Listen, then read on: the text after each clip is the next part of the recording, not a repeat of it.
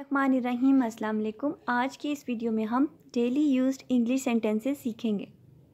तो आइए अपनी वीडियो को स्टार्ट करते हैं। इंग्लिश में देखें, does she come to this market every day?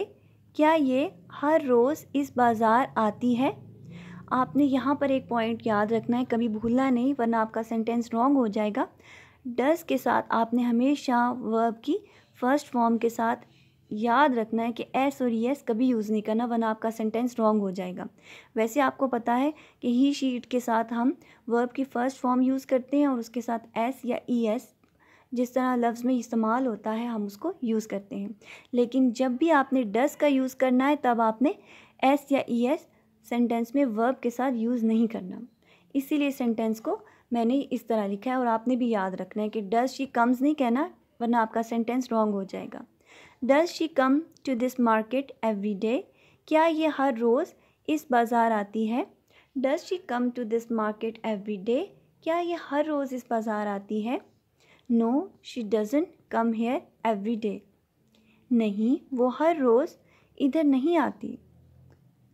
No she doesn't, अब यहाँ पे भी डजंट यूज़ हो रहा है तो उसके साथ भी फर्स्ट फॉर्म ऑफ वर्ब जिसमें आपने एस और ई एस यूज़ नहीं करना।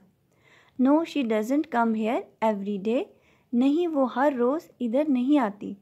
No she doesn't come here every day. नहीं, वो हर रोज़ इधर नहीं आती। Do you come to mosque every night? क्या आप हर रात मस्जिद आते हैं? Do you come to mosque every night?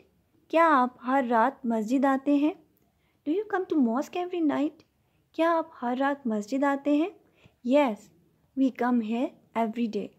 जी, हम हर रोज़ इधर आते हैं। Yes we come here every day. जी, हम हर रोज़ इधर आते हैं। When does your daughter, daughter का मतलब होता है बेटी। When does your daughter come home? आपकी बेटी कब घर आती है? When does your daughter come home? आपकी बेटी कब घर आती है? She comes home every year. अब यहाँ देखें कि हमने शी वो के साथ हम कम के साथ एस यूज़ कर रहे हैं, ठीक है। लेकिन आपको याद रखना है कि जब आपने डज यूज़ करना है तब आपने एस यहाँ पर शी के साथ यूज़ नहीं करना। She comes home every year, वो हर साल घर आती है। She comes home every year, वो हर साल घर आती है। Does she come to this village every year? देख लें, फिर जब मैंने डज का वर्ड यहाँ पे यूज़ किया तो वहाँ पे मैंने एस नहीं यूज़ किया बल्कि मैंने कम लिखा है। Does she come to this village? Village का मतलब होता है गांव। एवरी ईयर, क्या वो हर साल इस गांव आती है? Does she come to this village every year? क्या वो हर साल इस गांव आती है? No she comes here every month. नहीं, वो हर महीने इधर आती है।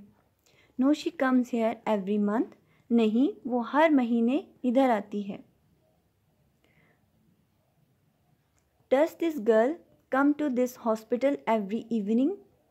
हॉस्पिटल अस्पताल को ही कहते हैं, इवनिंग शाम को। क्या ये लड़की हर शाम इस अस्पताल आती है? Does this girl come to this hospital every evening? क्या ये लड़की हर शाम इस अस्पताल आती है? Does this girl come to this hospital every evening? क्या ये लड़की हर शाम इस अस्पताल आती है? अब मैं आपको कुछ आम बोलचाल के जुमले सिखाऊंगी। जैसे यहाँ पर देखें, कमिंग टू मी, मेरे पास आ रहा है।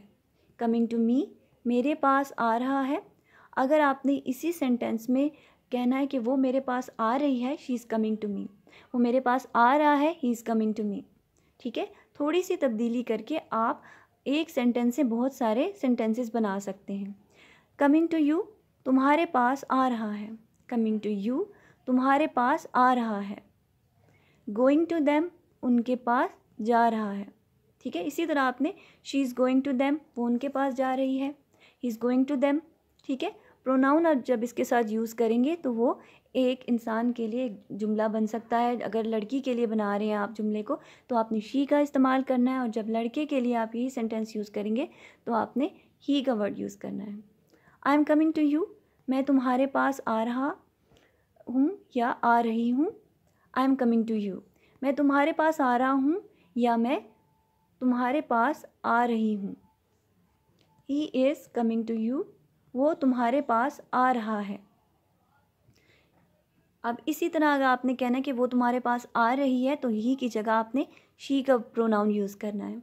She is coming to you, वो तुम्हारे पास आ रही है। He is going to the city, वो शहर जा रहा है। इसी तरह अगर आपने कहना है कि वो लड़की शहर जा रही है, तो आपने कहना है she is going to the city, वो शहर जा रही है। उम्मीद करती हूँ कि आज की इस वीडियो में आपने बहुत कुछ सीखा होगा। इसी तरह आप इसी तरह सीखते रहें और अपना ढेर सारा ख्याल रखिएगा। अल्लाह हाफ़िज़।